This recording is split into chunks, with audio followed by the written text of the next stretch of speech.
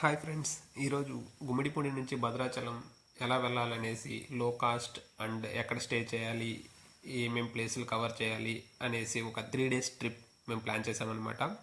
So first of all మేము సర్కార్ express from గుమ్మిడిపూడి to Rajahmundry, అది 6:40 సాయంత్రం 6:40కి స్టార్ట్ అయ్యింది. సో మార్నింగ్ ఒక 7కి రీచ్ అవుతుంది రాజమండ్రిలో. సో దాని కాస్ట్ వచ్చి అరౌండ్ పర్ పర్సన్ మేమైతే స్లీపర్ బుక్ చేసుకున్నామండి. పర్ పర్సన్ మాకు 373 రూపీస్ అయితే పర్ పర్సన్కి పడింది మాకు ట్రైన్కి, అండ్ అది స్లీపర్ క్లాసు. సో మేమైతే ఒక 30 days 23 days బ్యాక్ అయితే బుక్ చేసుకున్నామండి ఈ ట్రైన్కి. సో ఆఫ్టర్ దట్ మేము భద్రాచలం త్రూ పాపికొండల ద్వారా బోట్లో వెళ్ళాలనుకున్నాం కాబట్టి మేము వచ్చి ఒక టూర్ ప్యాకేజెస్ని కాంటాక్ట్ అయ్యాము. సో ముందుగా మీరు పాపికొండలు టూర్ ప్యాకేజెస్ బుక్ చేసుకోవాలంటే అదొక సిండికేట్ లాగండి. అంటే మీరు ఎవరి దగ్గరైనా ఏ టూరిజం టూర్ వాళ్ళ దగ్గర బుక్ చేసుకున్నా మీకు పర్ పర్సన్ 2200 పడుతుంది, ఎక్సెప్ట్ మీకు అక్కడ తెలిసిన వాళ్ళు ఉంటే తప్ప. సో మాకైతే 2200 పర్ పర్సన్. ఇప్పుడే మేము రాజమండ్రి రైల్వే స్టేషన్లో దిగాము. అక్కడ నుంచి మేము ఓలా ఆటో అయితే బుక్ చేసుకున్నాము. అక్కడ నుంచి శివలింగం దగ్గర వాళ్ళు బస్సెస్ అంతా స్టార్ట్ అవుతుంది. సో అక్కడికి వెళ్ళడానికి మాకైతే ఓలా బుక్ చేసుకున్న దాంట్లో 79 రూపీస్ అయితే పడింది 2 పర్సన్స్కి. సో ఇప్పుడైతే మేము ఆటోలో వెళ్తున్నాము శివలింగం దగ్గరికి. సో వన్స్ రీచ్ అయిన తర్వాత నేను అక్కడ మీకు ఆ శివలింగం ఎక్కడ ఉంటుంది, లొకేషన్ ఎక్కడ బస్సులు స్టార్ట్ అవుతాయి అనేసి నేను ఇక్కడ చూపిస్తాను మీకు.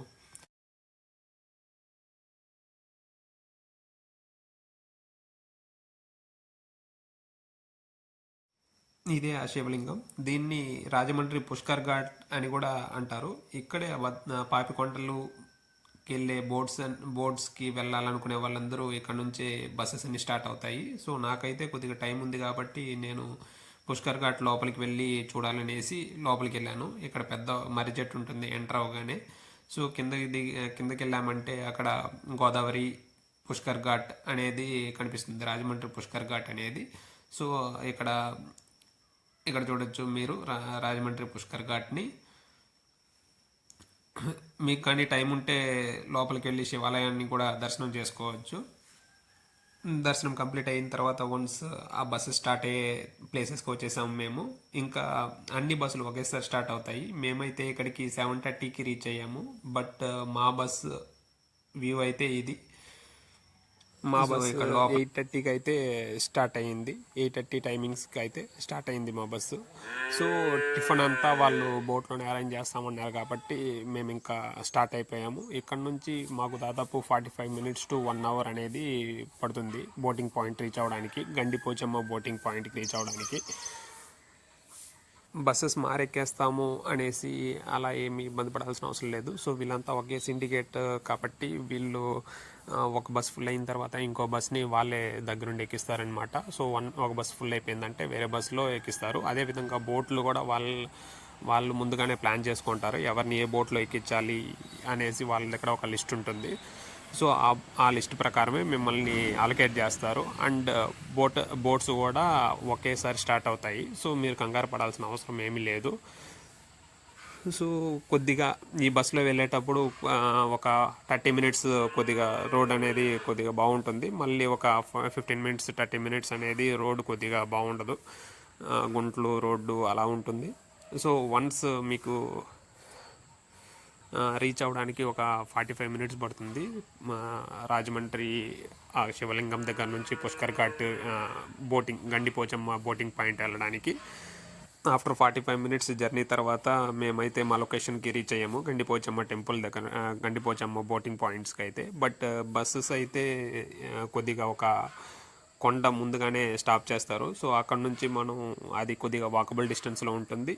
మీరు కొద్దిగా పెద్దవాళ్ళు నడవలేని వాళ్ళు అయితే ఆటోస్ కూడా వస్తూ ఉంటాయి. పర్ పర్సన్ మనకి ఒక 10 to 15 రూపీస్ తీసుకుంటారు. మేమైతే ఆటో తీసుకోలేదు, మేమైతే నడిచి వెళ్ళిపోయాము. సో ఇది view point. So some of constructions కూడా అక్కడ జరుగుతున్నాయి. సో ఇది వ్యూ పాయింట్. సో అందరూ కూడా నడిచే వెళ్తున్నారు. కొంతమంది పిల్లలు లేకపోతే నడవని వాళ్ళు, ముసలి వాళ్ళు ఎవరైనా ఉంటే వాళ్ళు ఆటో తీసుకొని షేర్ ఆటో ఉంటుంది, షేర్ ఆటో తీసుకొని వెళ్తుంది. ఒక 10 మినిట్స్ పడుతుంది అంతే. నడిచి వెళ్తే బోట్లు స్టార్ట్ అయిపోతాయి అనేసి ఏమి కంగారు పడాల్సిన అవసరం ఏమీ లేదు. సో అందరూ వచ్చిన తర్వాతే, అందరూ ఎక్కిన తర్వాత సో అన్ని బోట్లు ఒకేసారి స్టార్ట్ అవుతాయి. వెనక ముందు అనేది అలా ఏమి స్టార్ట్ అవ్వదు. సో అందరూ ఎక్కిన తర్వాత, అందరూ కన్ఫర్మ్ చేసుకున్న తర్వాతే స్టార్ట్ అవుతాయి. మేమైతే ఇప్పుడు బోట్లోకి ఎక్కేసాము. సో మా టిఫిన్ అయితే కూడా మేము చేసాము. సో బోట్లో ఆ ప్యాకేజెస్తో ఇంక్లూడ్ అయి ఉంటుంది. టిఫిన్ ప్లస్ మధ్యాహ్నం లంచ్ కూడా ఆ ప్యాకేజ్లో ఇంక్లూడ్ అయి ఉంటుంది. సో మా బోట్ పాయింట్ ఆఫ్ వ్యూ వచ్చి ఇలా ఉంది. సో అందరూ పైన అప్పర్ డెక్కి వెళ్ళిపోవాలి. సో మా బోట్ అయితే ఇప్పుడు స్టార్ట్ అయ్యింది. So in between so up to boat ఎక్కే పాయింట్ వరకు అయితే మాకు పడిన కాస్ట్ ఎంతంటే, ట్రైన్కి ఫ్రమ్ గుమ్మిడిపూండి నుంచి రాజమండ్రికి 373 rupees, and Rajahmundry railway station నుంచి ఓలా ఆటో బుక్ చేసుకున్నాం కాబట్టి అదొక 79 రూపీస్. మాకు పడిన కాస్ట్ వచ్చి ఇప్పుడు వరకు ఇది. సో దాని తర్వాత బోటింగ్కి ఒక పర్ పర్సన్ 2200, ఇంక్లూడింగ్ వాళ్ళు first of all boat start అయినప్పటి నుంచి including tiffin and pickup points from Rajahmundry Shivalingam to Gandipochamma temple and Gandipochamma temple to Bhadrachalam, మీకు గుడి వరకు వాళ్ళే ప్యాకేజెస్లో ఇంక్లూడ్ అయి ఉంటుంది కాబట్టి పర్ పర్సన్ 2200 తీసుకుంటారు. అండ్ బోట్ స్టార్ట్ అయిన తర్వాత ఒక 15 మినిట్స్ వరకే మీకు 15 మినిట్స్ లేదా 30 మినిట్స్ వరకే మీకు సిగ్నల్స్ అనేది రావడం జరుగుతుంది. తర్వాత బ్లాంక్ సిగ్నల్స్ అనేది అసలు ఒక్క పాయింట్ కూడా రాదు. సో ఇదైతే డ్రైవర్ క్యాబిన్. సో ఇక్కడే మీకు టిఫిన్ అండ్ మధ్యాహ్నం లంచ్ అనేది ప్రొవైడ్ చేస్తారు. So driver point of view నుంచి ఇలా అపియర్ అవుతుంది బోట్. అండ్ ఇదైతే సమ్ ఆఫ్ ది విలేజెస్. వాళ్ళు ఇన్ బిట్వీన్ చెప్తూ ఉంటారనమాట ఏ విలేజెస్ వస్తుంది ఏంది అనేసి. మీకు ఈ రంగస్థలం మూవీస్ కానీ లేకపోతే some of the Sitaramaraju movies కానీ ఇక్కడే తీసినారనేసి వాళ్ళు బోట్లో ఇంటిమేషన్ అనేది ఇస్తూ ఉంటారు. సో ఇదే పోలవరం ప్రాజెక్టు. ఇప్పుడైతే ఒక 45 గేట్స్ అనేది కన్స్ట్రక్ట్ చేశారు. సో వన్స్ ఇది పోలవరం ప్రాజెక్ట్ అనేది కంప్లీట్ అయిన తర్వాత ఉండే గ్రామాలన్నీ కూడా నీటిలో మునిగిపోతాయి అనేసి చెప్తా ఉన్నారనమాట. సో ఇన్ బిట్వీన్ వాళ్ళే ఇన్ఫామ్ చేస్తూ ఉంటారు ఏ విలేజెస్ వస్తుంది ఏంది అనేసి. సో మోస్ట్ ఆఫ్ ది గ్రామాలు అయితే నీళ్ళలో మునిగిపోవడం కానీ లేకపోతే వరదలు వచ్చి కొట్టుకెళ్ళిపోవడం కానీ అలా జరిగాయి అన్నమాట. సో ఇదంతా ఒకనొకప్పుడు కొన్ని ఊర్లు ఉండేవి, ఇప్పుడు అసలు ఏమీ లేవు ఈ ఊర్లో అంతా. సో మేమైతే బోట్లో సమ్ కల్చరల్ యాక్టివిటీస్ అవన్నీ వాళ్ళు కండక్ట్ చేస్తారనమాట. అంటే మరీ ఎక్కువగా ఉండదు. సో ఎవరైతే వచ్చారో బోట్లో ఉండే వాళ్ళు చిన్నపిల్లలు కానీ లేకపోతే పెద్దవాళ్ళు కానీ లేదా మీడియం సైజ్ ఏజ్డ్ కానీ అలా వాళ్ళనే తీసుకెళ్ళి స్టేజ్ మీద తీసుకెళ్ళి వాళ్ళే ఎంటర్టైన్మెంట్ ప్రోగ్రామ్ లాగా కండక్ట్ చేస్తారు. సో మీకు అక్కడ సిగ్నల్స్ ఏమి రావు కాబట్టి ఒక 2 అవర్స్ 2.5 అవర్స్ ఈ ఎంటర్టైన్మెంట్ ప్రోగ్రామ్ అయితే జరుగుతుంది. మీరు చూడాలనుకుంటే దీన్ని చూడొచ్చు. లేకపోతే మీరు ఈ ఫోటోషూట్స్ లేకపోతే ఫొటోస్ ఏమన్నా చూడాలి అనుకుంటే బోట్కి కుడివైపున ఎడమ వైపున ట్రైలింగ్స్ ఉంటాయి, లేకపోతే బాల్కనీ లాగా ఉంటుంది, దాంట్లోకి వెళ్ళి మీరు ఫొటోస్ తీసుకోవచ్చు. ఇక్కడైతే మేము ఇక్కడ చూస్తున్నాం అనమాట. పిల్లలందరినీ తీసుకెళ్ళి ఆడించడము అలాంటిది జరుగుతుంది. ఇక్కడ మీరు ఎవరితోనూ కాంటాక్ట్ అవ్వలేరు, బికాస్ సిగ్నల్స్ అనేది ఏమీ ఉండవు. అక్కడే ఏదైతే విలేజెస్ కానీ లేకపోతే ఫేమస్ ప్లేసెస్ లేదా పాపికొండలు ఎప్పుడు వస్తుంది, లేకపోతే ఈ ఎక్కడ వాటర్ అనేది చాలా లోతుగా ఉంటుంది, మీ అసలు ఆ ప్రదేశాలకి ఆ ప్లేసెస్ పేర్లు ఎలా వచ్చాయి అనేసి బోట్లో ఒక 3 మెంబర్స్ 4 మెంబర్స్ ఉంటారనమాట. వాళ్ళు ఎక్స్ప్లెయిన్ చేస్తారు మీకు. ఆఫ్టర్నూన్ లంచ్ అనేది మాకైతే ఒక 12:31కి అలా స్టార్ట్ అయింది. స్టార్ట్ అయ్యి పాపికొండలు ఏదైతే వస్తుందో దానికన్నా ముందుగానే మా లంచ్ అన్నీ స్టార్ట్ అయిపోయేసి అంత అయిపోయింది. సో ఇది పాపికొండల వ్యూ అనమాట. ఇలా లోపలికి వెళ్తే ఒక 6 కిలోమీటర్స్ పాపికొండలో వస్తుంది ఆ బోట్ అనేది. మేమైతే బోట్ నుంచి ఒక పొద్దున్నే 11 o'clockకి అలా స్టార్ట్ అయ్యాము. ఇంకా మధ్యలో బోట్ అనేది మధ్యలో పేరంటాలపల్లి అనేసి ఒక ఊర్లో అవుతుంది. అక్కడ ఎవరైతే భద్రాచలం వెళ్ళాలనుకుంటారో అది వేరే బోట్లో షిఫ్ట్ అవ్వాలి. ఎవరైతే రిటర్న్ జర్నీ అంటే తిరిగి రాజమండ్రికి వద్దామనుకుంటారో వాళ్ళు అదే బోట్లో రిటర్న్ అయిపోవచ్చు. మేమైతే భద్రాచలం వెళ్ళాలనుకున్నాం కాబట్టి ఈ బోట్ షిఫ్ట్ అయ్యామన్నమాట, వేరే బోటు. సో బోట్ షిఫ్ట్ అవ్వడానికి ఒక 15 to 20 మినిట్స్ అనేది గ్యాప్ ఇస్తారు. ఆ గ్యాప్లో అక్కడ పేరంటాలపల్లిలో శివలింగం అనేది ఉంటుంది. ఆ శివలింగాన్ని దర్శనం చేసుకొని అక్కడ నార్మల్గా చెప్పాలంటే అక్కడ పారే సెలయర్లో నీళ్ళు అనేది ఫ్రిడ్జ్ నీళ్ళ కంటే చాలా చల్లగా ఉంటుందన్నమాట. అది మీరు ఖచ్చితంగా ఎక్స్పీరియన్స్ చేయాలి. అండ్ ఎవరైతే అక్కడ షాప్స్ పెట్టుకుంటారో వాళ్ళ దగ్గర వెదురుతో చేసిన డిఫరెంట్ ఐటమ్స్ అది షోకేస్ అక్కడ నుంచి మేము బయలుదేరిపోయాము. ఇంకా మా నెక్స్ట్ స్టాప్ వచ్చి భద్రాచలం.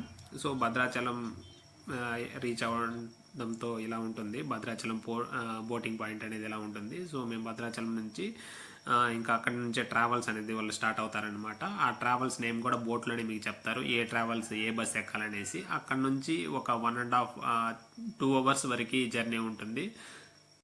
2 hours జర్నీ చేసిన తర్వాత భద్రాచలం రీచ్ అవుతాము.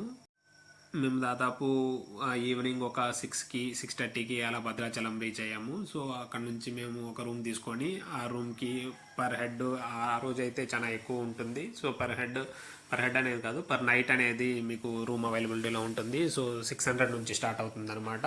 మేము 600కి ఒక రూమ్ తీసుకున్నాము. అది నియర్ బై టెంపుల్కి లోనే తీసుకున్నాము. ఇంకా ఫ్రెష్ అయిపోయేసి మేము దర్శనం అయితే చేసుకొని, ఒక గుడి అనేది క్లోజింగ్ 9 o'clock వరకు ఉంటుంది. సో ఒక్కొక్క పీక్ టైంలో అయితే 10-10:30 వరకు కూడా ఉంటుంది. సో గుడిలో దర్శనం చేసుకొని నెక్స్ట్ డే పర్ణశాలకి అయితే బయలుదేరాము. ఇదే పర్ణశాలకి అక్కడ నుంచి బస్సెస్ కూడా ఉంటుంది. పర్ హెడ్ 50 రూపీస్ తీసుకుంటారు. బట్ మీరు ఆటోలో వెళ్ళాలంటే పర్ పర్సన్కి 200 రూపీస్ తీసుకుంటారు. ఇదే పర్ణశాల వ్యూ పాయింట్. ఇక్కడ బస్ స్టాండ్ నుంచి కొద్దిగా ముందుకు వచ్చారంటే అక్కడ బోటింగ్ అలా అనౌన్స్ చేస్తూ ఉంటారు. సో ఇక్కడ నుంచి బోటింగ్ వెళ్ళాలనుకునే వాళ్ళు బోటింగ్ కూడా వెళ్ళొచ్చు. 20 రూపీస్ 30 రూపీస్ ఛార్జ్ చేస్తారు. ఇది పర్ణశాల ఎంట్రన్స్. సో పర్ణశాల ఇంకా ముందుకెళ్ళామంటే ఇదంతా బోటింగ్ పాయింట్స్. ఇక్కడ నుంచే కొన్ని షికార్ బోట్స్ అనేది స్టార్ట్ అవుతాయి. ఇది రోడ్స్ అనమాట, పర్ణశాలకి వెళ్ళే దారి. సో ఇదంతా వచ్చి షాప్స్. ఇంకా అక్కడ షాప్స్ ఇంకా ఓపెన్ చేయలేదు.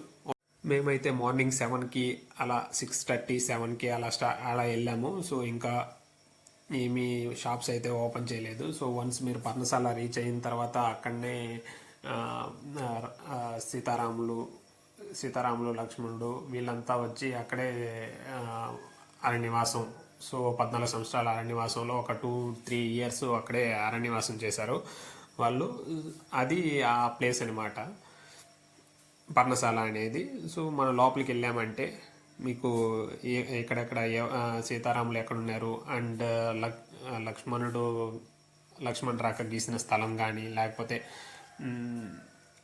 రావణుడు సీతాదేవిని అపహరించిన స్థలం కానీ, ఇలా అన్ని ప్లేసెస్ మీకు అక్కడే గుర్తులు ప్లస్ నేమ్స్ కూడా అక్కడే ఉంటుంది. అవైలబిలిటీ నేమ్స్ కూడా అక్కడే రాసి ఉంటారు. సో అంతా మేము లోపలికి వెళ్ళినాక చూపిస్తాము. సో ఇదే ఎంట్రన్స్ అనమాట, పర్ణశాల ఎంట్రన్స్. ఇది సైడ్ వ్యూ. మాకు ఇప్పుడు వరకు వచ్చిన కాస్ట్ వచ్చి train tickets plus journey boat Rajahmundry నుంచి Bhadrachalam boat plus room stay ఒక 600 rupees room stay plus Ola auto and ఇక్కడ పర్ణశాలకు రావడానికి పర్ హెడ్ ఒక 50 రూపీస్. ఇది మాకు ఇంతవరకు అయిన కాస్ట్. సో పర్ణశాలకి బస్సులు కూడా అవైలబిలిటీలో ఉంటాయి కాబట్టి మీరు ఆటోలు మీరు ఒకరు లేదా ఇద్దరు వచ్చినప్పుడు బస్సులోనే రావడం అనేది బెటరు. సో ఎవ్రీ 15 minutesకి అలా పర్ణశాలకి బస్సులు ఉంటాయి. చర్ల అనే విలేజ్ వరకు వెళ్తుంది. సో మధ్యలో పర్ణశాలలో అవుతుంది, అక్కడ దిగాలి మీరు. ఇదే మనకి పర్ణశాల ఎంట్రన్స్ అనమాట. ఎంట్రన్స్ దగ్గర ఫుల్ క్రౌడ్ అయితే ఉన్నారు.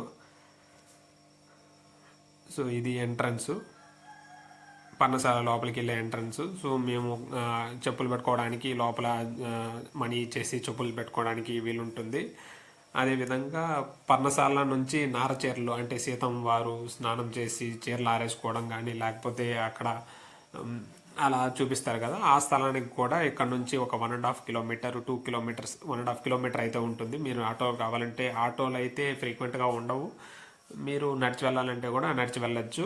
లేకపోతే మీరు తెచ్చుకున్న ఆటో ఏదైతే ఉందో దాన్ని వాళ్ళు అక్కడ చూపించమన్నా కూడా చూపించి మిమ్మల్ని డైరెక్ట్ భద్రాచలంలో డ్రాప్ చేస్తారు. ఇది లోపల వ్యూ అనమాట. ఇంకా గుడి అయితే ఇంకా తెరవలేదు. 6 o'clockకి 7 o'clockకి అలా వచ్చాం కాబట్టి ఇంకా తెరవలేదు. గుడి ఓపెన్ చేయడమే 9 o'clockకి ఓపెన్ చేస్తారు. బట్ మనం ఎక్కడైతే వాళ్ళు నివసించిన ప్లేస్ కానీ లేకపోతే లక్ష్మణుడు గీసిన రేఖ అండ్ గుడి కిందకి తిరిగి లెఫ్ట్ సైడ్ తిరిగామంటే మనకి అక్కడ వాళ్ళు ఎక్కడైతే నివసించారో అది కుటీరము ప్లస్ ఆ ప్లేసెస్ అన్నీ మీకు కనపడతాయి. సో కొద్దిగా ముందుకెళ్ళామంటే ఈ ప్లేసెస్ అన్నీ మనం చూడొచ్చు. ఒక 6కి 7కి అలా వచ్చాం కాబట్టి మాకు మొబైల్స్ అన్నీ అలా ఉంది. లేకపోతే మీరు 9కి 10కి అలా ఉంటే బాగా స్ట్రిక్ట్గా ఉంటుంది. మొబైల్స్ని కూడా లోపలికి తీసుకెళ్ళనివ్వరు అండ్ ఫొటోస్ కూడా ఏమీ పర్మిషన్ లేవు అనేసి చెప్తూ ఉంటారు. ప్లస్ ఫుల్ స్ట్రిక్ట్గా ఉంటుంది. బట్ మేము ఒక 6కి 7కి వచ్చాం కాబట్టి మాకు అంత స్ట్రిక్ట్గా ఏం లేదు. సో ఇదైతే ఫొటోస్ తీసుకుంటున్నారనమాట. ఆ ఫొటోస్ కోసం ఒక లోపలికి అలౌ చేయరు. బట్ మీకు ఏదైతే ఫొటోస్ కావాలో అది మీరు తీసుకోవచ్చు. ఇది రాముడు వారి పాదాలు, ఇవి సీతారాములు వాళ్ళ పాదాలు అండ్ రాములు వారి పాదాలు అండ్ బంగారు లేడి పాదములు. అంటే బంగారు లేడి ఎప్పుడైతే వెళ్తూ ఉంటుందో అప్పుడు సీతమ్మ బంగారు లేడి కావాలంటే ఆ బంగారు లేడి పాదాలు, దాన్ని వెంబడించిన రాములు వారి పాదాలు ఉంటుంది. ఇక్కడ ఏంటంటే సీతారాములు లక్ష్మణుడు గీసిన గీత అనమాట. ఇది బయటికి రావద్దు అనేసి లక్ష్మణ్ రేఖ ఇది. అండ్ ఇదైతే రావణాసురుడు భిక్షాటనకు వచ్చినప్పుడు ఇక్కడ నుంచే భిక్షం వేసి నా ఫోటో అనమాట ఇది. సో ఇవన్నీ అయితే మనకి సీతాదేవిని భూమితో సహా పగిలించి తీసుకెళ్ళిపోతారు కదా, ఆ ప్లేస్ అనమాట ఇది. సో చూడడానికి అయితే మనం ఏదైతే చదువుకున్నామో అదన్నీ స్పష్టంగా కళ్ళకు కట్టినట్టు కనపడుతూ ఉంటుంది. మనం చదువుకునేదన్నీ అబద్ధాలు కాదు, అన్నీ నిజాలే అనేలాగుంటుంది. సో బంగారు లేడీ అనమాట ఇది.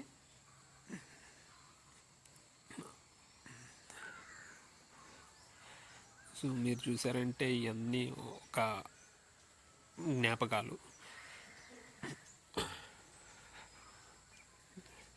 ఇక్కడ చూడొచ్చు సీతమ్మ వారు బంగారు లేడి కావాలి అనేసి. ఇది వచ్చి సీతమ్మ వారి పాదాలు, ఇవి సీతాదేవి వారి పాదాలు. అండ్ ఇక్కడ శివలింగం కూడా ఒకటి ఉంటుంది. ఆ శివలింగాన్ని కూడా మనం దర్శనం చేసుకోవచ్చు. లోపలికి వెళ్ళారంటే శివలింగం కూడా ఉంటుంది. సో ఇదే సీతమ్మ వారి నార్చేర్ల ప్లేస్ అనమాట. సో ఇక్కడ మొబైల్స్ ఏమి అలో చేయరు, ప్లస్ ఫొటోస్ ఏమి తీయలేరు.